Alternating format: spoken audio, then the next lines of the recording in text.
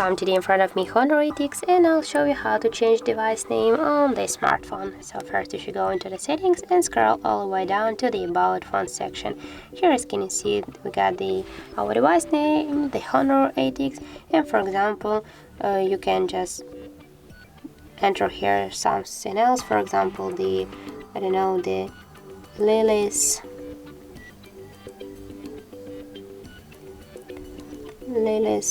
phone, and I'll just tap here to OK, and as can you see, our device name has changed successfully. So that's how it looks, and if you found this video helpful, don't forget to leave a like, comment and to subscribe our channel.